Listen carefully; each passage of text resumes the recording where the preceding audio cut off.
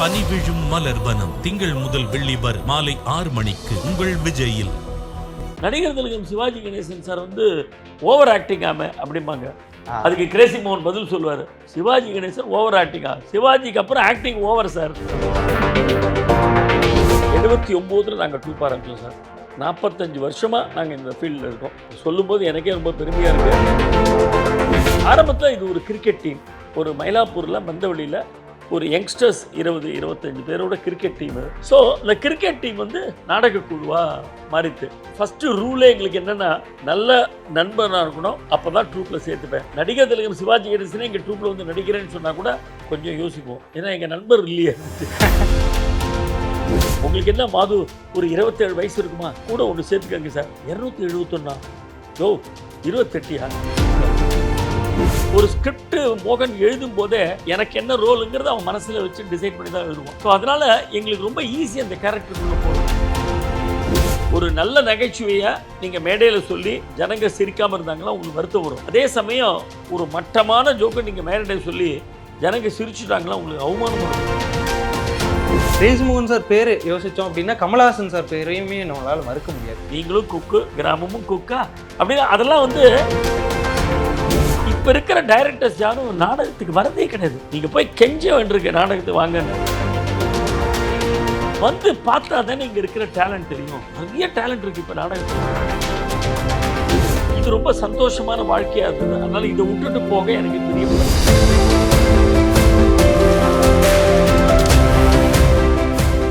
வணக்கம் சார். வணக்கம். எப்படி சார் இருக்கீங்க? Very fine sir. உங்களை பார்க்கும்போது எனக்கு ஏற்படக்கூடிய ஆச்சரியங்கள் என்ன அப்படின்னா ரைட்டிங் சார். சாதாரணமாக அந்த ரைட்டிங் அப்படிங்கிற ஒரு விஷயமே ரொம்ப கஷ்டமாக இருக்கும்போது காமெடி ரைட்டிங் அப்படின்றது ரொம்ப ரொம்ப கஷ்டம். அதை நீங்கள் எவ்வளோ எளிதாக பண்ணுறீங்க? ஆக்சுவலாக ரைட்டிங் நான் பண்ணல. ரைட்டிங் டன் பை கிரேசி மோகன். ஸோ என்னுடைய பிரதர் தான் அவர். 45 வருஷமாக ட்ரூப்பை நடத்திட்டு இருக்கோம். எங்களுடைய எல்லா நாடகங்களும் எழுதினது எங்கள் அண்ணன் கிரேசி மோகன் தான். நான் மேடையில் கொண்டு போய் அதை டெலிவர் பண்ணுறதோட என்னோடய வேலை முடிஞ்சு போச்சு. ஒரு நல்ல ஸ்கிரிப்டை கையில் எடுத்துகிட்டு அதை நல்லா படித்து அதை நல்லா உள்வாங்கி அந்த கேரக்டரை புரிஞ்சுட்டு மேடையில் போய் நல்ல விதமாக அந்த ஆடியன்ஸ்கிட்ட ப்ரெசென்ட் பண்ணுறது தான் என்னோடய வேலை. ஓகே. மற்றபடி ஸ்கிரிப்ட் எழுதுறது எல்லாமே அவருடைய வேலை. ஓகே. அவர் தான் எழுதி கொடுப்பாரு. நாடகம் ஆரம்பிக்கிறதுக்கு முன்னாடி ஒரு 15 நாள் உட்காந்து அவர் ஸ்கிரிப்ட் எழுதுவார். எழுதின ஸ்கிரிப்டை எங்கிட்ட கொடுத்து அப்புறம் எங்கள் ட்ரூப் டைரக்டர்கிட்ட கொடுத்து அதை எடிட் பண்ண சொல்லுவார். எங்கள் ட்ரூப் டைரக்டர் காந்தன்னு மௌலியோட பிரதர், அவர் தான் எடிட் பண்ணுவார். தென் நாங்கள் எல்லோரும் உட்காந்து ரிஹர்சல் பண்ணுவோம். ரிஹர்சல் பண்ணிவிட்டு அதை மேடையில் கொண்டு போய் அழகாக பரிமளிப்போம். அதாவது அந்த குழந்தைய பெக்கிறது தான் அவரோட வேலை. அதை நல்லபடியாக கொஞ்சி குலாவி அதுக்கு நல்ல ட்ரெஸ்ஸு போட்டு அதுக்கு மேக்கப் போட்டு அந்த மேடையில் கொண்டு வந்து நிற்க வைக்க வேண்டியது எங்களோட பொறுப்பு. சார், இப்போ உங்களோட அப்கமிங் ட்ரூப்ஸ் அந்த விஷயங்களுக்கு அந்த ட்ராமாக்களுக்கு நீங்கள் எழுதுறீங்களா? ஆக்சுவலாக இல்லை. அதுவும் வந்து நான் கிரேசி மோகனோட ஒரு நல்ல ஸ்கிரிப்ட் ஒன்று எங்கிட்ட இருக்குது, ஒரு நல்ல கதை. ஓகே. அந்த கதையை வந்து இப்போ பண்ணலாம் அப்படின்னு நான் பிளான் பண்ணியிருக்கேன். ஓகே. இன்னும் அதுக்கு டைட்டில் வைக்கல. ஜனவரி மாதம் அதை கொண்டு வரலான்னு இருக்கேன். அதுக்கு நல்ல ஆத்தரை நான் தேடிட்டு இருக்கேன். எனக்கு இப்போ ஒருத்தர் கிடச்சிருக்காரு. நான் இப்போ அவர் பேரை நான் இப்போ சொல்ல விரும்பலை, ஏன்னா அது சஸ்பென்ஸாக வச்சுருக்கேன். அது அந்த டைம் வரும்போது அதை சொல்லலான்ட்டு. ஸோ அந்த ஒர்க் இப்போ போயிட்டுருக்கு. அந்த ப்ரீ ப்ரொடக்ஷன் இருக்கு இல்லையா, அது போயிட்டுருக்கு. கதையை வந்து கிரேசி மோகன் எழுதி கொடுத்துருக்காரு. அதை சீன் வடிவில் மாற்றி அதை நல்ல நகைச்சுவை அதுக்கு இன்க்ளூட் பண்ணி நல்ல டைலாக்ஸ் எழுதி ஒரு நல்ல நாடகமாக அதை உருவாக்குறதுக்கு அவர்கிட்ட நான் ஒப்படைச்சிருக்கேன். அவர் இப்போ எழுதிட்டுருக்கார் அந்த நாடகத்தை. ப்ராபப்ளி பை நவம்பர் மாதம் அதை முடிப்பார். அதுக்கப்புறம் அதை வந்து ரிஹர்சல் பண்ணி நாங்கள் ஜனவரியில் மேடை கொண்டு வரோம்.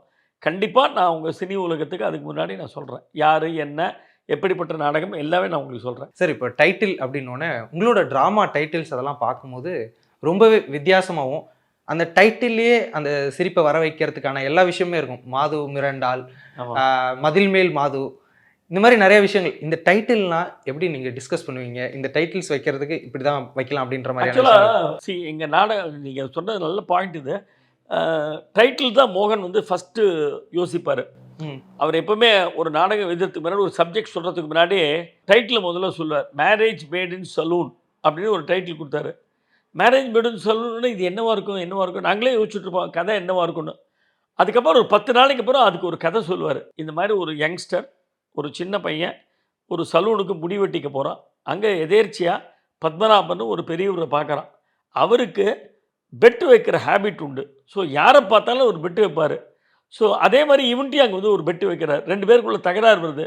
இந்த காலத்து பசங்களாம் ரொம்ப மோசம், ரொம்ப பொண்ணுங்களை சைட் அடிக்கிறாங்க, ரொம்ப படிப்பில் கான்சன்ட்ரேஷன் இல்லை அப்படின்னு அவர் சொல்லுவார். இவன் உடனே சொல்ல, நீங்கள் தப்பாக சொல்லுங்க, வளர்றீங்க, அது வளர்க்குற விதத்தை பொறுத்து இருக்கு. இப்போ நான் நல்லபடியாக வளர்ந்துருக்கேன் அப்படின்னு இவன் சொல்லுவான். 2 பேருக்குள்ள ஆர்கியூமெண்ட் முத்தி போகும். அப்போ அவர் சொல்லுவார், சரி உனக்கு தைரியம் இருந்தால் என் பொண்ணை லவ் பண்ணி கல்யாணம் பண்ணி காட்டுறேன் அப்படிம்பார். சேலஞ்ச் அப்படிமா. ஸோ அவர் பொண்ணை லவ் பண்ணுறதுக்காக இவன் என்னெல்லாம் செய்கிறான் அப்படிங்கிறது தான் அந்த நாடகம். ஓகே. ஸோ இதுக்கு டைட்டில் முதல்ல யோசிச்சுட்டான், marriage made in saloon. So அந்த சலூனில் தான் நடக்க போகிறது அந்த பெட்டு. ஓகே. அந்த சேலஞ்ச் அங்கே தான் வரப்போகிறது. அதை முன்னாடியே அவன் யோசிச்சுட்டான். ம். ஸோ அதுக்கப்புறம் அந்த கதையை யோசிச்சான். டைட்டிலுக்கு அப்புறம் அந்த கதையை. மெஜாரிட்டி ஆஃப் த நாடகம் அப்படி தான் வரும். மீசை ஆனாலும் மனைவி அப்படின்னு ஒரு நாடகம். மீசை ஆனாலும் மனைவினா என்ன இருக்க முடியும், எப்படி மனைவிக்கு எப்படி மீசை இருக்க முடியும் அப்படின்னு நம்ம யோசிச்சுட்டு இருப்போம். கடைசியில் பார்த்தா அவன் வந்து கல்யாணம் ஆனவன், அந்த ஹீரோ தனக்கு ஒரு பிரச்சனைன்னு வரும்போது அவன் வந்து தன்னுடைய எக்ஸ் லவ்வரை மீட் பண்ணுறான். அவள்கிட்ட வந்து தப்பிச்சுக்கணும் அப்படிங்கிறதுக்காக அவன் என்ன பண்ணுவான், எனக்கு ஏற்கனவே கல்யாணம் ஆளுன்னு ஒரு பொய்யை சொல்லுவான். அவன் உடனே இவனை பார்க்கறதுக்காக வீட்டுக்கு வரேன்னு சொல்லுவான். என்ன பண்ணுறதுன்னு தெரியாது. ஏன்னா ஒய்ஃப் ஏற்கனவே தங்கச்சின்னு போய் சொல்லியிருப்பான். இப்போ என்ன பண்ணுறதுன்னு தெரியாது. ஃப்ரெண்டுகிட்ட போய் கேட்பான், டேய் நீ எப்படியாவது உன்னோட லவ்வர் இருக்காள அவளை வந்து எனக்கு ஒய்ஃபாக வர சொல்லு அப்படின்வான். சரி அப்படின்ட்டு போவான். அவன் எங்கேயோ வேலையில் பிஸி ஆகிடுவான். ஸோ அவனே ஃப்ரெண்டே பொம்பளை வேஷம் போட்டு வீட்டுக்குள்ளே வருவான். ஸோ மீசை ஆனாலும் மனைவி, ஒரு ஆம்பளை பொம்பளை வேஷம் போட்டிருக்கிறான் அப்படிங்கிறது. அதுதான் டைட்டிலை முதல்ல யோசிச்சுட்டு அதுக்கப்புறம் கதையை யோசிப்பான். இது ஒரு வித்தியாசமான ஒரு பாணி அவனோடது. சார் எனக்கு இப்போ நீங்கள் கேட்க கேட்க நான் எல்லா டைட்டிலும் கேட்டால் கூட அது ஒவ்வொரு டைட்டிலுக்கும் ஒரு கதை, எல்லாத்துக்கும் ஒரு டைட்டில் இருக்கும். சாக்லேட் கிருஷ்ணா அப்படின்னா என்கிட்ட முதல்ல சாக்லேட் கிருஷ்ணான்னு சொன்னான். இது என்ன டைட்டில் சாக்லேட் கிருஷ்ணா, என்ன எப்படி ஜனங்களுக்கு பிடிக்கும் இந்த மாதிரி ஒரு டைட்டில் சொல்கிறேன் அப்படின்னு. அதுக்கு அவர் சொன்னார், இந்த மாதிரி எல்லா ட்ராமாவுக்கும் நீ இப்படி தான் சொல்லிருக்க, இது 20வது ட்ராமா, பேசாமல் வாயை புத்திட்டு போய் நடி அப்படின்னா. அதுக்கப்புறம் என்ன விஷயம் சொல்லு, என்ன கதை அப்படின்னா, ஒரு வாரம் டைம் கொடு நான் யோசிச்சு சொல்கிறேன். ஒரு வாரம் கழிச்சு he came out with the story. Okay. மாதுன்னு ஒரு கேரக்டர், ஒரு யங்ஸ்டர், ஒரு வீட்டில் இருப்பான். அவனுக்கு அவங்க அப்பாவுக்கு கச்சேரி சான்ஸ் கிடைக்காம இருக்கும். அவன் தங்கச்சிக்கு கல்யாணம் இருக்கும். அவனுக்கு குழந்தை பிறக்காமல் இருக்கும். இந்த மாதிரி பிரச்சனைகள்னால அவன் வந்து கடவுள்கிட்ட வேண்டிப்பான், என் பிரச்சனையை தீர்றதுக்கு எதனா வழி சொல்ல மாட்டேன் அப்படின்னு. கடவுளே நேரில் வருவார். கடவுளே இவன் வந்து ஒரு சாக்லேட் கம்பெனியில் வேலை செய்வான். ஓகே. சவ் சவ் சாக்லேட் கம்பெனி அப்படிங்கிற கம்பெனியில் இவன் சேல்ஸ் மேனேஜராக இருப்பான். ஸோ கடவுள் நேரில் வருவார். இதான் கதை.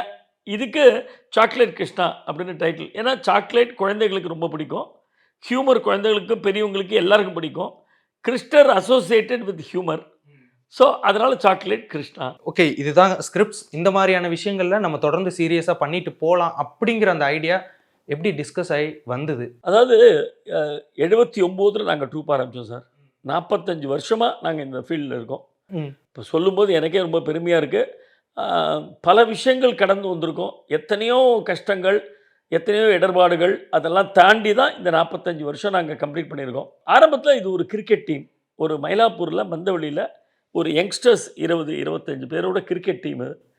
அந்த கிரிக்கெட் டீமில் கிரேசி மோகனும் ஒரு பவுலர். அவர் ஒரு ஃபாஸ்ட் பவுலர். இந்த காலத்தில் சொல்லணும்னா ஒரு பிரெட்லி மாதிரி அந்த மாதிரி ஃபாஸ்ட்டாக வந்து போடக்கூடிய ஒரு பவுலர். அந்த காலகட்டத்தில் கிரேசி மோகன் நாடகங்களுக்கெல்லாம் காலேஜில் சின்ன சின்ன ஸ்கிரிப்டெல்லாம் எழுத ஆரம்பித்தார்.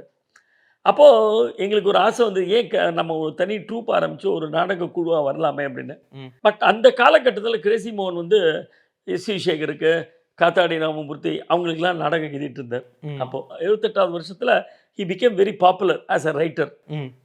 வெறும் மோகனாக இருந்தவர் கிரேசி மோகன் அப்படிங்கிற பெயர் அவருக்கு வந்தது. அதுக்கு காரணம் இதான். இப்போ நான் சொன்ன மாதிரி டைட்டில்லேருந்து கதை, அந்த டைட்டிலே வித்தியாசமாக நகைச்சுவையில் அவருக்கு என்னென்னா ஒரு அவுட் ஆஃப் த பாக்ஸ் நகைச்சுவையாக இருக்கும். உங்களுக்கு என்ன மாது ஒரு 27 வயசு இருக்குமா, கூட ஒன்று சேர்த்துக்கங்க சார், 271 யோ 28யா, ஆமாம் உங்கள் பேர் என்ன, மாது, ஃபுல் நேம் என்னங்க, மாதவனா, கரெக்டு, உங்கள் பேர் என்னங்க, ஜானகி, ஃபுல் நேம் என்னங்க, ஜானகி ராமனா. இந்த மாதிரி ஒரு அவுட் ஆஃப் த பாக்ஸ் ஹியூமரை அவர் ஃபஸ்ட்டு கொண்டு வந்தார் மேடையில். அதுக்கு முன்னாடி நிறைய பேர் ஹியூமர் பண்ணிருக்காங்க. நம்ம காதலுக்கு நம்மளை எழுதின சித்ராலயா கோபு, மௌலி, இந்த மாதிரி எத்தனையோ ரைட்டர்ஸ் வந்து நகைச்சுவை எழுதியிருக்காங்க. யதார்த்தமாக ஒரு லைட்டர் வெயினில் இருக்கும் அவங்களதுலாம். இவன் ஒரு அவுட் ஆஃப் த பாக்ஸாக ஒரு அன்பிலீவபிள் நகைச்சுவையாக எடுத்தான். ஆ. அது வந்து it became very popular with the audience. So இந்த கிரிக்கெட் டீம் வந்து ஒரு நாடக குழுவா மாறித்து. ஓகே. அந்த cricket team one fine morning advertisement கொடுத்தோம், நாளையிலேருந்து நாங்கள் நாடகம் போட போகிறோம் அப்படின்னு. அந்த கிரிக்கெட் டீம் ஃபுல்லாக அப்படியே நாடகத்தில் சேர்த்துட்டோம் எல்லாரையும். யாருமே வந்து முன்னாடி நடிக்கிற எக்ஸ்பீரியன்ஸ்லாம் ஒன்றும் கிடையாது. ம். எல்லாரும் ஃபர்ஸ்ட் டைம் ஆக்ட் பண்ணுறாங்க. ஏன்னா நல்ல நண்பர்கள் எல்லாரும், ஒருத்தருக்கு ஒருத்தர் எந்த மிஸ் அண்டர்ஸ்டாண்டிங் வராது, எந்த பிரச்சனைகளும் வராது. ஸோ ஃபஸ்ட்டு ரூலே எங்களுக்கு என்னென்னா, நல்ல நண்பனாக இருக்கணும், அப்போ தான் ட்ரூப்பில் சேர்த்துப்பேன் அப்படிங்கிற மாதிரி. ஸோ நடிகர் திலகம் சிவாஜி கணேசனே எங்கள் ட்ரூப்பில் வந்து நடிக்கிறேன்னு சொன்னால் கூட கொஞ்சம் யோசிப்போம். ஏன்னா எங்கள் நண்பர் இல்லையே அப்படின்ட்டு. ஸோ எங்கள் நண்பராக இருந்தால் தான் நாங்கள் நாடகத்தில் சேர்த்துப்போம். நகைச்சுவைக்கு எந்த அளவுக்கு எழுத்துக்கள் முக்கியமோ அதை எடுத்துட்டு போய் சேர்க்கிற அந்த நடிகருமே ரொம்ப முக்கியம். அந்த டைமிங், அந்த விஷயங்கள்லாம் கிரேசி மோகன் சார் எந்த அளவுக்கு பண்ணாரு, நீங்க எப்படி உள்வாங்கிக்குவீங்க? அவர் எழுதுறதோட சரி. ஓகே. எங்கள் ட்ரூப் டைரக்டர் வந்து காந்தன்னா, நான் சொன்ன மாதிரி நவலியோட பிரதர். அவர் தான் வந்து எல்லாருக்கும் நடிப்பு சொல்லித்தரது, என்ன ட்ரெஸ்ஸு போட்டுக்கணும், என்ன மாதிரி மியூசிக் இருக்கணும் நாடகத்துக்கு, எப்படி மேக்கப் இருக்கணும், எல்லாம் அவர் தான் டிசைட் பண்ணுவார். ஸ்கிரிப்டை எடிட் பண்ணுறது எல்லாமே. அண்ட் அதுக்கப்புறம் ஓவர் பீரியட் ஆஃப் இயர்ஸ் நாங்கள் வந்து ஒரு நண்பர்கள், ஒரு 20 பேர் நண்பர்கள் கிட்டத்தட்ட 45 வருஷமாக ஒன்றா இருக்கோம். அண்டு எங்களோட நாடகங்கள்லாம் பேசிக்கலி காமெடி நாடகங்கள்.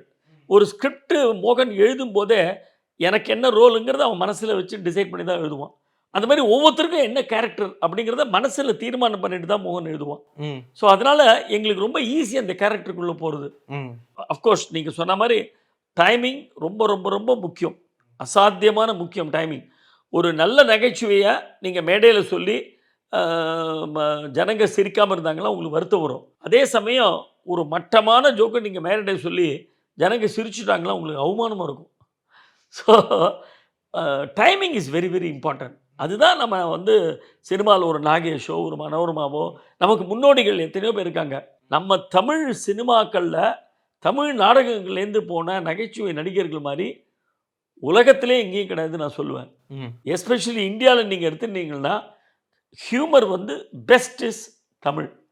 அந்த காலத்துலேருந்து நீங்கள் எடுத்துட்டீங்கன்னா என்எஸ் கிருஷ்ணன் காலத்துலேருந்து நீங்கள் எடுத்துட்டீங்கன்னா நம்ம தான் வந்து ஃபஸ்ட் கிளாஸ் காமெடி கொடுத்துருக்கோம். சென்சிபிள் காமெடி, இன்டெலிஜென்ட் காமெடி கொடுத்தது நாம தான். கண்டிப்பாக. ஸோ அது நம்ம மாறுத்தட்டிக்கலாம். நம்மள்கிட்ட இருக்கிற ஒரு வி.கே. ராமசாமியோ, ஒரு சுருளிராஜனோ, ஒரு தேங்காய் ஸ்ரீனிவாசனோ, ஒரு நாகேஷோ, ஒரு கவுண்டமணி, செந்தில், வடிவேலு, இந்த மாதிரி விவேக்கு, அதுக்கப்புறம் இன்றைக்கி இருக்கிற நடிகர்கள் சதீஷ், அது மாதிரி சாம்ஸு, இந்த மாதிரி நிறைய பேர் இருக்காங்க. அந்த மாதிரி சினிமாவில் மற்ற ஃபீல்டில் போய் பார்த்தீங்கன்னா மற்ற லாங்குவேஜில் ரொம்ப கம்மி. நம்மளோட பெஸ்ட்டு நகைச்சுவையெல்லாம் அதர் லாங்குவேஜில் எடுக்க போய் ரொம்ப திண்டாடி இருக்காங்க. அவர் ஏவிஎம் முருகனே ஒன்றுத்தில் பேட்டி கொடுத்துருக்காரு. நாங்கள் பெஸ்ட்டு காமெடி ஃபிலிம்ஸ்லாம் இங்கேருந்து எடுத்துகிட்டு போய் ஹிந்தியில் கொடுப்போம். அவர் மெஹமூத்லாம் பயப்படுவார் நடிக்கிறதுக்கு, நம்ம நாகேஷ் பண்ண ரோலில் நடிக்கிறதுக்கு அங்கே பயப்படுவாங்க அப்படின்னு சொல்லியிருக்காரு. ஸோ நம்மளோட காமெடிக்கு ஈக்குவல் வேறு எதுவுமே கிடையாது. ஸ்டேஜில் இப்படி நடிக்கணும், சினிமாவில் நடிப்பு இப்படி தான் இருக்கும். ரெண்டுத்துக்குமான அந்த வேறுபாடுகளை நீங்கள் எப்படி பார்ப்பீங்க? ஆக்சுவலாக வந்து நான் சினிமாவில் நான் ரொம்ப நடித்தது கிடையாது. ஒரு 3-4 படங்கள் தான் நான் பண்ணியிருக்கேன்.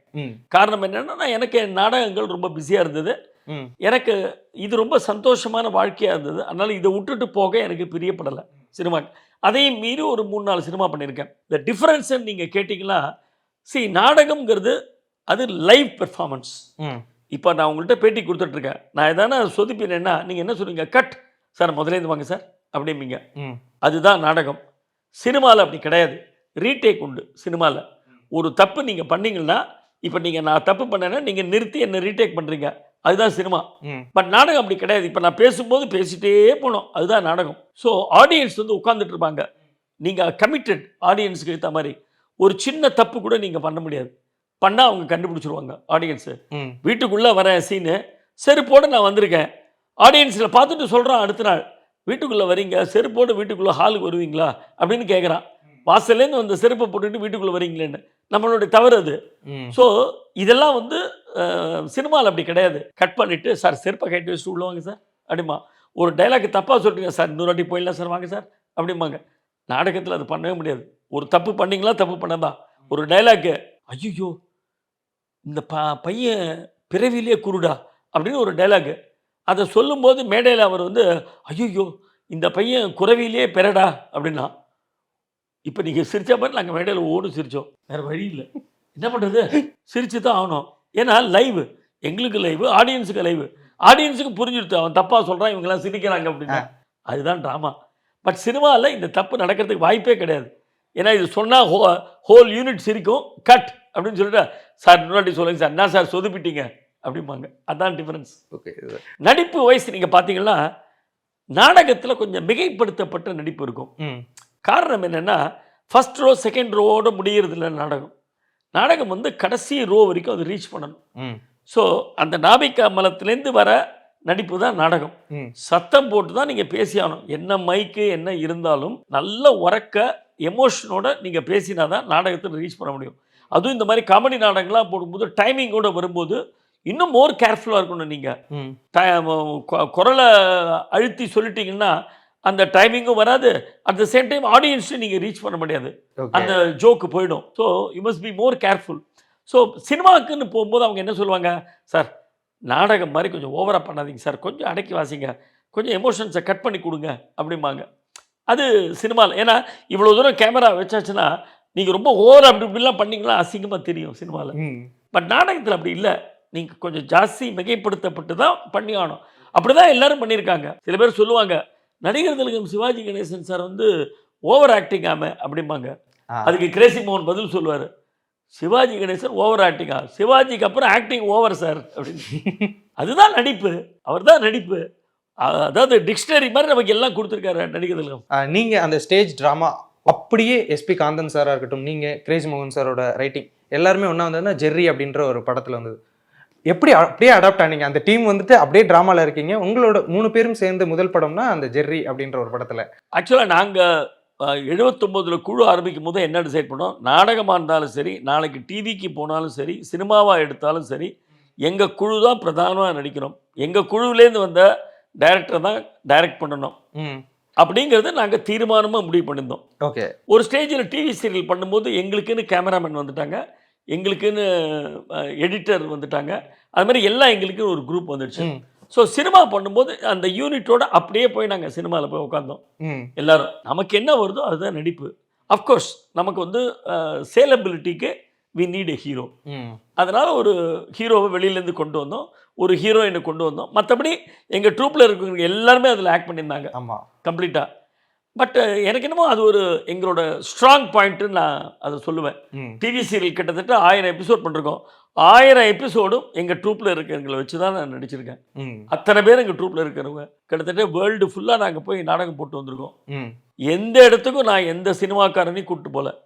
எங்கள் ட்ரூப்பில் இருக்கிறவங்களை கூட்டிகிட்டு போய் தான் அமெரிக்காவோ, லண்டனோ, ஹாங்காங்கோ, துபாயோ, எங்கே போனாலும் குவைட்டோ, எல்லா இடத்துலையும் எங்கள் குழுவில் இருக்கிறவங்கள வச்சு தான் நாங்கள் வந்து மார்க்கெட் பண்ணிருக்கோம். சேலபிலிட்டின்னு பார்த்தா எங்கள் குழு தான், வேறு யாரும் கிடையாது. நீங்கள் வந்து நான் வந்து உங்களுக்கு வந்து பாரிஸில் ஒரு நாடகம் போட கொடுக்குறேன் சார், நீங்கள் யாராவது சினிமாக்காரனை கூட்டுவாங்கன்னா எனக்கு நாடகம் வேண்டாம் அப்படின்ட்டுருவேன். ஓகே, எங்கள் குழுவோட வந்து நாடகம் கொடு, இல்லைன்னா எனக்கு வேண்டாம். நீங்கள் பேசிகிட்டு இருக்கும்போது சொன்னீங்களா இந்த மாதிரி மிஸ்டேக்ஸ் நடக்கும் ஸ்டேஜ் பிளேஸில் அப்படிங்கும்போது, அந்த மாதிரி ஸ்டேஜ் பிளேயில் மிஸ்டேக் நடக்கும்போது அதை அப்படியே மறைச்சி அது ஒரு கவுண்டராவோ காமெடியாவோ மாற்றுறது அந்த ஆன் ஸ்பாட்டில் நீங்கள் முடிவு பண்ணுங்க. அந்த மாதிரி ஏதாவது எக்ஸ்பீரியன்ஸஸ்லாம் இருக்கா? ஒரு தடவை என்னாச்சு, கோயம்புத்தூருக்கு நாடகத்துக்கு போயிருக்கோம். மாது சீனுன்னு வரும் இங்கே நாடகத்தில், பார்த்துருப்பீங்க. சீனுங்கிறது அந்த லாரி மாதிரி 2 பேரும் க்ளோஸ் ஃப்ரெண்ட்ஸ். ஸோ எல்லா பிரச்சனையும் 2 பேரும் சேர்ந்து அணுகிற மாதிரி தான் வரும். எல்லா நாடகத்துலேயும் அந்த வரும் காமன் கேரக்டர் மாது சீனு அப்படிங்கிறது. ஜானகின்ற ஒய்ஃப் கேரக்டரும் காமன், மைதிலிங்கிற கேரக்டரும் காமன். ஸோ இதெல்லாம் வச்சு தான் மோகன் நாடகம் எழுதுவான். ஸோ தட் எப்போ வேணால் நாடகத்தில் நீங்கள் எங்கே வேணால் வந்து ஜாயின் பண்ணிக்கலாம். It is very easy. ஸ்க்ரீனை தூக்கியாச்சுன்னா இவன் மாது இதான் பேசுவான், சீனு இதான் பேசுவான் அப்படிங்கிறது ஆடியன்ஸுக்கு தெரியும். ஒரு வாட்டி கோயம்புத்தூரில் நாடகம், நாங்கள் காலையில் ட்ரெயினில் கிளம்புறோம் எல்லோரும். 6 மணிக்கு ட்ரெயின், கோவை எக்ஸ்பிரஸ்ஸு. இவன் சீனு வரல. அப்போல்லாம் மொபைல் ஃபோன் கூட கிடையாது. நாங்கள் வண்டியில் ஏறிட்டோம், வேறு வழியில். சாயங்காலம் நாடகம் கோயம்புத்தூரில், அதுவும் என்னடா பண்ணுறது, என்ன எப்படி அவனுக்கு கன்வே பண்ணுறது மேட்ரு அப்படின்னு. அடுத்த ஸ்டேஷனில் எங்கேயோ இடத்துல இறங்கி அங்கேருந்து ஒரு கால் ஒன்று புக் பண்ணி அவங்க வீட்டுக்கு ஃபோன் பண்ணால் அவன் அப்போ தான் தூங்கி எழுந்திரிக்கிறான் 7:30 மணிக்கு. டேய் என்னடா முட்டாப்பல், ஏன் வரல, ஸ்டேஷனில் எல்லோரும் வெயிட் பண்ணி தான் நீ எந்த மாதிரி பண்ணிட்டே அப்படின்னா. ஐயோ இப்போ என்ன பண்ணுறதுண்ணா, சட்டுன்னு போய் வண்டியில் ஏறு, எப்படியாவது சாயங்காலத்துக்குள்ளே வந்துடு, சாயங்காலம் 6:30 மணிக்கு நாடகம், எப்படியாவது அதுக்குள்ளே வந்துடு அப்படின்னோம். சரி அப்படின்னா அவனுக்கு 2-3 பஸ்ஸு ட்ரை பண்ணிருக்கான், கிடைக்கல அவனுக்கு. எப்படியோ கஷ்டப்பட்டு 12 மணிக்கு 1 மணிக்கு ஒரு பஸ்ஸை பிடிச்சிட்டான். சாயங்காலம் 6:30 மணிக்கு நாடகம். நாங்கள் நாடகத்தை ஆரம்பித்தானோ வரல அவன். ம் எங்கே இருக்கான்னு தெரியாது, ஏன்னா மொபைல் ஃபோன் கிடையாது. ம் ஸோ நாங்கள் என்ன பண்ணோம், சீனு வந்து இன்னும் வரல, நாடகத்தை ஆரம்பிக்கணும். சீனுக்கு தான் எல்லா டைலாக்ஸும் தெரியும். ம் சரி, எங்களுக்கு ஒரு மனசில் ஒரு திருப்தி என்னென்னா 6:30 மணி ஆகுது, அட்லீஸ்ட் 7 மணிக்குள்ளே வந்துடுவான் அப்படின்னு எங்களுக்கு மனசில் ஒரு ஃபால்ஸ் இது நோஷன். ஆ அந்த ஹோப்பில் நாங்கள் என்ன பண்ணோம், நாடகத்தை ஆரம்பிச்சிருவோம். முதல் சீனுக்கு சீனுக்கு பதிலாக சேத்துன்னு ஒரு ரோல் வச்சோம். ம் அந்த சேத்து கேரக்டரை 3 சீனுக்கு அப்புறம் சீனுவா மாற்றிக்கலான்னு. ம் ஆ அவன் ஒரு பையனை கூப்பிட்டு முதல் 3 சீன் மட்டும் பார்த்துக்க, எப்படியும் வந்துடுவான். ம் 4வது சீனில் அவனை ஏற்றி விட்டுறோம். நீ எங்கேன்னு கேட்டால் வெளியூர் போயிருக்கேன்னு நான் அவன்கிட்ட சொல்லிடுறேன். ம் அவன்கிட்ட ஞாபகமாக இதை சொல்லி உள்ளே அனுப்பு ஆ அப்படின்னு இவன்கிட்ட சொல்லியிருந்தோம். முதல் 3 சீன் இவன் மேனேஜ் பண்ணி சேத்துவா வந்து நடிச்சுட்டான். 3வது சீன் கிடைச்ச அதுக்குள்ளே பார்த்தோம் வந்துட்டான் அவன். ம் கிட்ட போய் மேக்கப் போடு அப்படின்னாங்க. யாரும் அவன்கிட்ட போய் சொல்லலை, ம் இவன் நடிச்சுட்டு இருக்கான் அப்படிங்கிற மேட்டர்லாம் யாருமே சொல்லலை, மிஸ் பண்ணிட்டாங்க. அவன் போய் மேக்கப் போட்டு உள்ளே வந்துட்டான். 4வது சீன் உள்ளே வந்துட்டான். ம் ஏய் வாடா சீனு, என்னடா சேத்து எங்கள் ஊருக்கு போயிருக்கேனா? யார் சேத்து? அவனுக்கு தெரியல. ஆ ஏய் சேத்துடா, உன் தம்பிடா, 3 மாசமா என் கூட இருந்தானடா. என்ன உளர்ற மாது, உனக்கு எதாவது ஆயிடுச்சா? யார் சேத்து? சேத்துன்னு யாருமே எனக்கு தெரியாது. சைட்லேருந்து எல்லாரும் டே சேத்துடா சேத்துடா, எல்லாரும் சைட்லேருந்து. அந்த சீன் முடிச்சாலும் தர்மடி போட்டாங்க எல்லாரும். உனக்கு ஏண்டா புரிஞ்சுக்க மாட்டியா ஒன்று சொன்னா? நீ வரலன்னு சொல்லிட்டு 3 சீனாக நாங்கள் சமாளிச்சிருக்கோம். ஸோ அதுக்கப்புறம் அடுத்த சீன் தான், ஆமாண்டா கரெக்ட், சேர்த்து ஊருக்கு போயிருக்காண்டா அப்படின்னு சமாளித்து அப்புறம் கண்டினியூ பண்ணோம். ஸோ இந்த மாதிரி நிறைய நடக்கிறது உண்டு பாதி நாடகங்கள். பட் என்னென்னா ஆடியன்ஸுக்கு தெரியக்கூடாது, ஆடியன்ஸுக்கு தெரியாமல் நாம் சமாளிக்கணும்.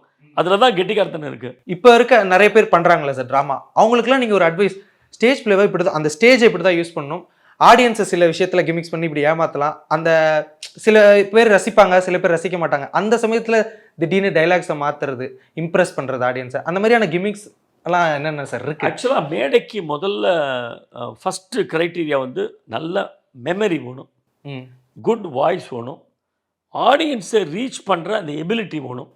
இதெல்லாம் மீறி கடவுளோட கிஃப்ட் வேணும் நம்ம ஜெயிக்கிறதுக்கு. அதை விட்டுருங்க ஒரு பக்கம், அது கிஃப்ட் கிடைக்கிறது கிடைக்கல அதை விட்டுருங்க.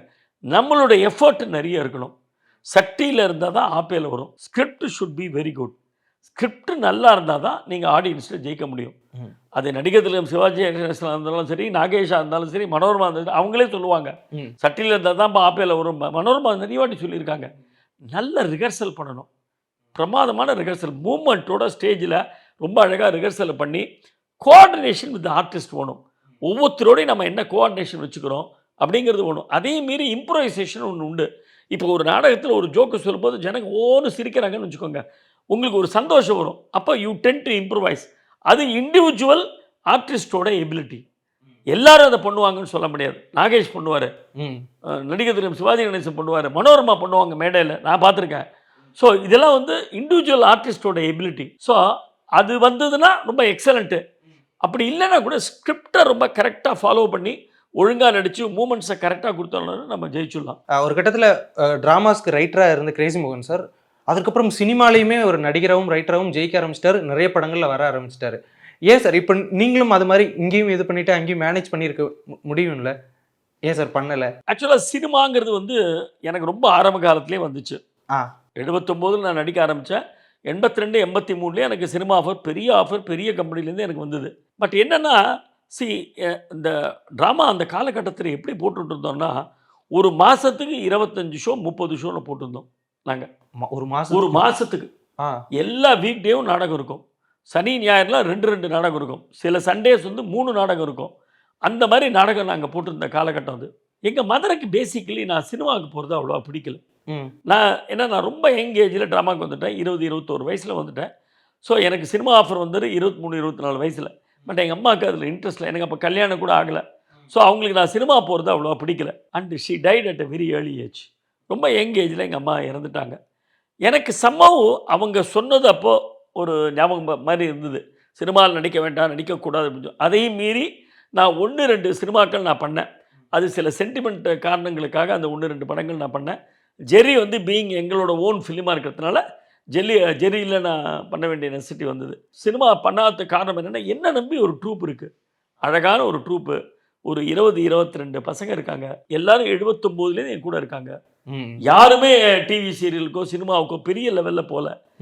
ஓரளவு சில பேர் லைக் சாம்ஸு, சதீஷ், கவிதாலயம் கிருஷ்ணன், அந்த மாதிரி வெங்கட் எங்கள் ட்ரூப்பில் டால் ஃபெல்லோ ஒருத்தர் தான். ம். அவங்களாம் கொஞ்சம் கொஞ்சம் சினிமாவுக்கு போனாங்க. மைக்கேல் மதன காமராஜன்ல கூட அவர் தான் நடிச்சிருப்பார். வெங்கட். அவர் நிறைய பண்ணியிருக்காரு சினிமாவில். சதீஷ் பண்ணால ஹீரோவாக பண்ணிட்டு இருக்காரு நிறைய படங்கள். இன்ஃபேக்ட் சீனு சார் கூட நிறைய சீனு படங்கள் சார் நிறைய பண்ணிருக்காரு. பண்ண இந்த கார்த்திக் சுப்பராஜ் படம் அது கூட பண்ணாரு. இறைவியில ரொம்ப நடிச்சிருப்பார். அற்புதமான நடிகை. கண்டிப்பா. அந்த காலகட்டத்தில் எப்படின்னா சார், நாடக 70 60கள்லாம் வந்து நாடகத்துக்கு எல்லா சினிமா டைரக்டர்ஸும் வருவாங்க. ம். அந்த காலத்தில் இந்த பாலச்சந்தர், ஸ்ரீதர், திருலோகச்சந்தர், மாதவன் அவங்களாம் நாடகத்துக்கு வந்து பார்ப்பாங்க. ம். பார்த்துட்டு அதுலேருந்து நல்ல ஆர்டிஸ்ட்டை பிக் பண்ணி சினிமா கூப்பிட்டு போவாங்க. ம். அவங்கள அந்த மாதிரி தான் நாம் பார்த்த பல நடிகர்கள் சினிமாவுக்கு வந்தாங்க. இப்போ இருக்கிற டைரக்டர்ஸ் யாரும் நாடகத்துக்கு வரதே கிடையாது. பாதி பேர் நீங்கள் போய் கெஞ்ச வேண்டியிருக்கு நாடகத்துக்கு வாங்கன்னு. கெஞ்சினா தான் வந்து நாடகம் பார்க்குறாங்க. வந்து பார்த்தா தானே இங்கே இருக்கிற டேலண்ட் தெரியும். நிறைய டேலண்ட் இருக்குது இப்போ நாடகத்தில். எத்தனையோ பேர், நான் என்ன விட்டுருக்கேன், நான் சினிமா நடிக்கலைன்னு வச்சுருக்கேன். பட் எங்கள் ட்ரூப்னு இல்லாட்டி கூட எவ்வளோ ட்ரூப்ஸ் இருக்குது, எவ்வளோ நல்ல நடிகர்கள் இருக்காங்க, நிறைய நடிகை ரைட்டர்ஸ் இருக்காங்க, நடிகைகள் இருக்காங்க. வந்து அவங்க பார்த்தா தான் அவங்களை யாரை சினிமாவுக்கு கூட்டிகிட்டு போகிறதுன்னு தெரியும். ஒருத்தருமே வரது கிடையாது. என்ன பண்ணுறாங்க, ஒரு சினிமாவில் ஹீரோ கூட ஒரு 20 பசங்க வரணும் அப்படின்னா சும்மா ஏதான ஒரு நாடக குழுக்கு ஃபோன் பண்ணி, சார் உங்கள் ட்ரூப்பில் ஒரு 10 பேர் அனுப்ப முடியுமான்னு. 10 பேர் எதுக்கு போகிறாங்க, வெறும்னு அப்படியே அந்த ஹீரோ பின்னாடி போய் அப்படியே நிற்கிறதுக்கு. அப்படி பண்ண மாட்டாங்க அந்த காலத்துலலாம். நல்ல டேலண்ட்டை ஸ்பாட் அவுட் பண்ணி பாலச்சந்தர், ஸ்ரீதர் அவங்களாம் நாடகத்திலேருந்து சினிமா கூட்டு போவாங்க. அந்த மாதிரி தான் மௌலி, விசு, ஒய்ஜி மகேந்திரன், எத்தனை படங்கள் பண்ணிருக்காரு மகேந்திரன். அவரெல்லாம் நாடகத்திலேருந்து போனவர் தானே. கண்டிப்பா. நாடகம் தான் அவருக்கு தாய் வீடு. இன்னைக்கு நாடகம் போட்டுட்டு இருக்காரு. ஆமா. சினிமாவோட இன்னைக்கு நாடகம் போட்டுட்டு இருக்காரு. அந்த மாதிரி பண்ணணும். அந்த மாதிரி அந்த காலத்துல ஒய்ஜிபி ட்ராமாக்கெல்லாம் எல்லா டைரக்டர்ஸும் வருவாங்க. 100வது நாள்னா எல்லா டைரக்டர் வாலண்டியர் கேட்டு எம்ஜிஆர் வருவார். எம்ஜிஆர் வந்து நாடகத்தில் உட்காந்து ஒய்ஜிபி ட்ராமாவை பார்ப்பாரு. இப்போல்லாம் எத்தனை பேர் வராங்க சொல்லுங்க? வரதே கிடையாது. நாடகத்தை பார்க்குறதே கிடையாது யாரும். நிறைய விஷயங்கள் இப்போ மறுபடியும் அப்கிரேட் ஆகி வந்துகிட்டு இருக்கு. இப்போ கான்சர்ட்ஸ்க்கு நிறைய கூட்டங்கள் போகுது, ஸ்டாண்டப் காமெடிஸ்க்கு நிறைய வந்துட்டு இருக்கு. எனக்கு இந்த ட்ராமாஸுக்குமே இனிமேல் நிறைய பேர் வருவாங்களோ, ஆடியன்ஸ் வருவாங்களோ அப்படின்ற தாட்ஸ் எனக்கு இருந்துட்டு இருக்கு. உங்களுக்கு அந்த மாதிரியான நம்பிக்கை இருக்கா? நிச்சயமாக வரும் சார். அதாவது கலைஞர் ஒரு வாட்டி சொன்னார், கலைஞர் டிவியில் ஏதோ ஒரு ஃபங்க்ஷன் இருந்தது. அப்போ அவங்க போய் கேட்டாங்களாம், இந்த மாதிரி இன்றைக்கி இந்த ஃபங்க்ஷன் வைக்கிறீங்களே, டிவியில் இந்த ஒரு நிகழ்ச்சி வைக்கிறீங்களே, இது எடுபடுமா தலைவரே அப்படின்னு போய் கேட்டாங்களாம். அதுக்கு அவர் சொன்னார், இந்த பார், நமக்கு இருக்கிற பாப்புலேஷனுக்கு ஒரு நாளைக்கு 100 நிகழ்ச்சி நடந்தால் கூட நல்ல குவாலிட்டி நிகழ்ச்சி இருந்தால் 100க்கும் க்ரௌடு வரும். 100 நிகழ்ச்சியும் பார்க்கறதுக்கு ஆடியன்ஸ் இருப்பாங்க அப்படின்னு. ஏன்னா அவ்வளோ பாப்புலேஷன் இருக்குது. எந்தெந்த மாதிரியெல்லாம் அப்கிரேட் ஆகிட்டு இருக்கு காமெடிஸ்? இப்போ காமெடிஸ் எப்படி இருக்குது, அதில் வர டைலாக்ஸ் எப்படி இருக்குது? காமெடிங்கிறது எப்பவுமே நீங்கள் பார்த்தீங்கன்னா அந்தந்த காலகட்டத்துக்கு மாறி வருதான் சார் நகைச்சுவை. என்எஸ் கிருஷ்ணன் காலத்தில் இருந்த நகைச்சுவை எக்ஸ்ட்ராடனரி ஹியூமர் அது. பட் இப்போ பார்க்குறதுக்கு கொஞ்சம் ஸ்லோவாக இருக்கலாம் அது. பட் இன்றைக்கும் நான் அந்த நகைச்சுவை அப்படி என்ஜாய் பண்ணுறேன். அதுக்கப்புறம் சந்திரபாபு, டனால் தங்கவேலு, அதெல்லாம் இன்றைக்கும் பார்த்தீங்கன்னா நல்லா தான் இருக்கும், ரொம்ப பியூட்டிஃபுல்லாக இருக்கும். தென் நாகேஷ் வந்ததுக்கு அப்புறம் அதை வேற ஒரு பரிமாணம் கொண்டு வந்தார் நாகேஷ். அதாவது ஏ கிளாஸ் நடிப்பு, ஆனால் B class, C class, Z class வரைக்கும் போனார் நாகேஷ். ஆமாம், அதுதான் அவருடைய ப்ளஸ் பாயிண்ட்டு. நாகேஷ் மாதிரி ஒரு நடிகர் அவ்வளோ ஃபைனாக ஒரு வெள்ளைக்காரனுக்கு ஸ்டைலுக்கு அந்த நகைச்சுவையை கொடுத்து, ஆனால் அதை வந்து பி கிளாஸ், சி கிளாஸ் வரைக்கும் எடுத்துகிட்டு போகிறாருன்னா அதுதான் அவரோட கிரேட்னஸ். ஒரு காமனான ஒரு நடிப்பாக வச்சு அதை எல்லாருக்கும் எடுத்துகிட்டு போனார். அதுக்கப்புறம் செந்தில், கவுண்டமணி, விவேக், வடிவேல் அவங்களாம் வந்தாங்க. அதாவது அந்த வட்டார வழக்குன்னு வந்து அந்தந்த ஒரு மதுரை தமிழில் வடிவேலு பேசினார், ஒரு கொங்கு தமிழில் கவுண்டமணி சார், அப்புறம் விவேக் வந்து ஒரு என்எஸ் கிருஷ்ணன் பாணியில் ஒரு மாடர்ன் என்எஸ் கிருஷ்ணன் அழகான ஒரு மேட்டர் ஒன்று, மெசேஜ் ஒன்று வச்சுட்டு அல்லது ஹியூமரோடு சேர்ந்து ரொம்ப அழகாக ப்ரெசென்ட் பண்ணார். இப்போவும் நகைச்சுவை இருக்குது. இன்றைக்கி இருக்கிற காலகட்டத்துக்கு இன்றைக்கி நம்ம எப்படி பேசுகிறோம், செம்மையாக கலாய்ச்சிட்டப்பா, பயங்கரமாக கலாய்ச்சிட்டேன், சூப்பர், வார்த்தைகளே பாருங்கள் எல்லாருக்கும், கலாய்ச்சிட்ட, சூப்பரு, சான்ஸே இல்லை, இந்த மாதிரி வார்த்தைகள் தான். அதுக்கு தகுந்த மாதிரி தான் காமெடி இப்போது. அதுக்கும் சிரிக்கிறாங்க ஜனங்க, சிரிக்கலே நான் சொல்ல மாட்டேன். யோகி பாபுக்கும் எல்லாரும் நல்லா சிரிக்கிறாங்க, சதீஷுக்கும் சிரிக்கிறாங்க, சாம்ஸுக்கும் சிரிக்கிறாங்க. நகைச்சுவை மாறி வந்திருக்குன்னு சொல்ல வரேன். அந்தந்த காலகட்டத்துக்கு மாறி வந்திருக்கு நகைச்சுவை. எல்லாமே நகைச்சுவை தான். எல்லாமே ஆடியன்ஸ் அக்செப்ட் பண்ணால் தான் எதுவுமே. ஆடியன்ஸ் அக்செப்ட் பண்ணலைன்னா நீங்கள் வீட்டுக்கு தான் போகணும். ஸோ இன்றைக்கி யோகி பாபு சக்ஸஸ்ஃபுல்லாக இருக்காருன்னா அக்செப்ட் பண்ணிட்டு இருக்காங்க ஆடியன்ஸ் அவரை.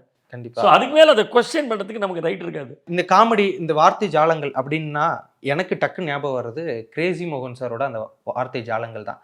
அவர் அதை எழுதும்போது சொல்லி பார்ப்பாரா, சொல்லி கேட்பாரா உங்ககிட்டலாம்? இப்போ கேட்டால் தான்ப்பா அது பேர் காது, இல்லைன்னா அது வந்து செவிடு அப்படின்ற ஒரு சின்ன விஷயமா தான் இருக்கும். அதில் அவ்வளோ ரைட்டிங் ரொம்ப அழகாக இருக்கும். அதெல்லாம் எப்படி சொல்லி பார்ப்பாரு? அவரோட பாணி எப்படின்னா, முதல்ல ஒரு டைட்டில் சொல்லிட்டு, அதுக்கப்புறம் 10 நாளைக்கு அப்புறம் அதுக்கு ஒரு கதை, ஒரு கரு சொல்லுவார். சொல்லிட்டு அதுக்கப்புறம் நாங்கள் என்ன பண்ணுவோம், ஒரு 3-4 நாள் நான், மோகன், எங்கள் ட்ரூப் டைரக்டர் காந்தன் பீச்சில் போய் உட்காந்துவோம். ஒரு 4 நாள் உட்காந்து அந்த சப்ஜெக்டை கம்ப்ளீட்டாக ஹீ வில் டெல். இப்படி இப்படி இப்படி வச்சுக்க போகிறேன், இப்படி வச்சுக்க போகிறேன், அப்படி வச்சுக்க போகிறேன்னு. அதுக்கப்புறம் he will go and start writing. அவர் எழுத ஆரம்பிப்பார். நாடகத்துக்கு 15 நாள் முன்னாடி தான் எழுத ஆரம்பிப்பார். கடைசி 10 நாள் தான் ஸ்கிரிப்ட். ஒரு நாளைக்கு ஒரு சீனாக வரும். பட் எழுதும்போது டோட்டலி அந்த பரிமாணம் வேறு மாதிரி வரும். அதுதான் அவரோட கெப்பாசிட்டி. அந்த டைலாக்கிங் பண்ணும்போது அவரோட எழுத்து வந்து டோட்டலி வேறு பரிமாணத்தில் வரும். மோகனோட ரைட்டிங் அப்படிதான். அது வந்து அந்த ஸ்கிரிப்டை படிக்கும்போது என்ன நம்மள்கிட்ட வந்து ஜோக்கை சொல்ல மாட்டார்.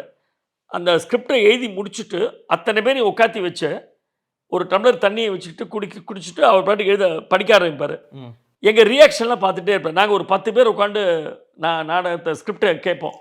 நாம் சிரிக்கிறோம் இல்லையா, அங்கே ஃபஸ்ட்டு டைம் நாம் சிரிக்கிறோம்ல, அந்த சிரிப்பு தான் கடைசி வரைக்கும் வரும்.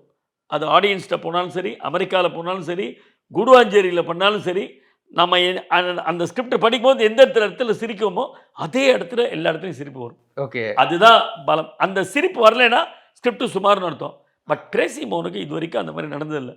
அவருடைய எல்லா ஸ்கிரிப்டும் நாங்களும் என்ஜாய் பண்ணிருக்கோம், ஆடியன்ஸும் என்ஜாய் பண்ணிருக்காங்க. கிரேசி மோகன் சார் பேர் யோசித்தோம் அப்படின்னா கமலஹாசன் சார் பேரையுமே நம்மளால் மறுக்க முடியாது. அந்த அளவுக்கு அவரோட இதை அவர் பெஸ்ட்டாக ரிசீவ் பண்ணி ஆடியன்ஸ்க்கு கொடுத்தாரு அப்படின்னு கூட சொல்லிடலாம்.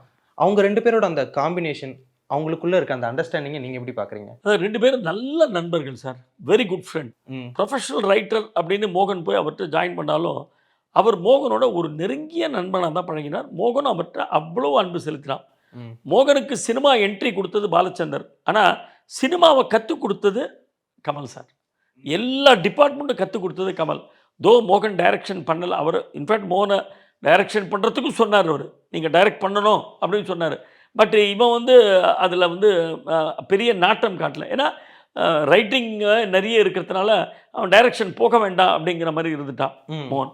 கமல் சார் வந்து எல்லாம் கற்றுக் கொடுத்த, ஒரு ஸ்க்ரீன் பிளே எப்படி பண்ணணும், ஒரு கேரக்டர் எப்படி டிஃபைன் பண்ணணும், அந்த மாதிரி நிறைய விஷயங்கள் அவரோட சேர்ந்து அவன் கற்றுக்கிட்டான். இது 2 பேருக்குள்ள அந்த அண்டர்ஸ்டாண்டிங் தான் அந்த நகைச்சுவை.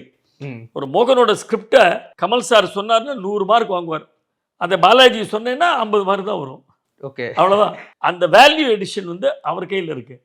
அதை அவர் எப்படி இம்ப்ரூவைஸ் பண்ணுறாரு, அந்த டைலாக்கை அதை எப்படி கொண்டு வர்றாரு, நீங்களும் குக்கு கிராமமும் குக்கா அப்படின்னு, அதெல்லாம் வந்து இன்னைக்கும் இப்போ இவ்வளோ தூரம் பார்த்துட்டு நீங்கள் சிரிக்கிறீங்க, எத்தனை கோடி மக்கள் அதில் சிரிச்சிருக்காங்க. அதெல்லாம் வந்து அந்த இம்ப்ரோவைசேஷன். ஓகே, அவர் வந்து உட்காந்து அதுக்கு ரிஹர்சல் பண்ணுவார். கண்டிப்பாக சார். சார் அது எனக்கு எப்போ பார்த்தாலுமே எனக்கு அது ஒரு ஃபார் எவர் காமெடி அப்படின்ற மாதிரியான விஷயங்கள் எவர் கிரீனாக இருக்கும். ஒரு பிரதராக கிரேசி மோகன் சார் உங்களோட வாழ்க்கையில் எந்த அளவுக்கு சப்போர்ட்டிவாக இருந்திருக்காரு, உங்களோட கரியருக்கும் சரி? சார், எனக்கு எங்கள் அப்பா வச்ச பேர் பாலாஜி. பாலாஜிங்கிற பேரோட இப்போ மாதுங்கிற பேர் எங்கள் அண்ணா வச்ச பேர் தான் நின்றுருக்கு இல்லையா? ஒவ்வொரு பீரியட் ஆஃப் இயர்ஸ் பார்த்தீங்கன்னா என்னோடய பாப்புலாரிட்டி, புகழ் எல்லாத்துக்கும் காரணம் கிரேசி மோகன். அதர்வைஸ் நான் என்ன, ஒரு பேங்க் எம்ப்ளாயி, நான் பேங்க்கில் ஒர்க் பண்ணியிருந்தேன். 20 வருஷத்தில் பேங்க் வேலையை விட்டுட்டு இது தொழிலாக எடுத்துட்டேன். அது காரணம் மறுபடியும் மோகன். ஸோ மோகன் ஒருத்தர் இல்லைன்னா, எனக்கு மாதுங்கிற கேரக்டரை க்ரியேட் பண்ணி கொடுத்துருக்கலன்னா இன்றைக்கி ஒரு பேங்க் எம்ப்ளாயை நான் ரிட்டையர் ஆகிட்டு வீட்டில் உட்காந்து ஈவினிங் டிவி சீரியல் பார்த்துட்டு உட்காந்துட்டு இருப்பேன். அவ்வளோதான், இதான் நடந்திருக்கும். அப்படி இல்லாமல் இன்றைக்கி உலகம் பூரா எனக்கு இவ்வளோ ரசிகர்கள், இத்தனை பேர் என்ன தெரிஞ்சிருக்காங்கன்னா அது காரணம் இந்த கிரேசி மோகனோட ரைட்டிங். என்னோடய பிரதர் அதெல்லாம் மீறி என்னோடய மென்டார், குரு, எல்லாமே என்னோட காட் அவன் தான். கண்டிப்பாக சார். சார் நிறைய விஷயங்கள் பகிர்ந்துக்கிட்டீங்க. இப்போது 6000க்கு மேலே, அது இன்னும் 10,000க்கு மேலே நீங்கள் நிறைய ஸ்டேஜ் பிளேஸ் பண்ணிகிட்டே இருக்கணும், எங்களை சிரிக்க வச்சுட்டே இருக்கணும் சார். அதற்காக வாழ்த்துக்கள். Thank you very much. சினி உலகம் நேயர்களுக்கு என்னோட மனமார்ந்த வாழ்த்துக்கள். தேங்க்யூ. பனி விழும் மலர்வனம் திங்கள் முதல் வெள்ளி வரை மாலை 6 மணிக்கு உங்கள் விஜயில்.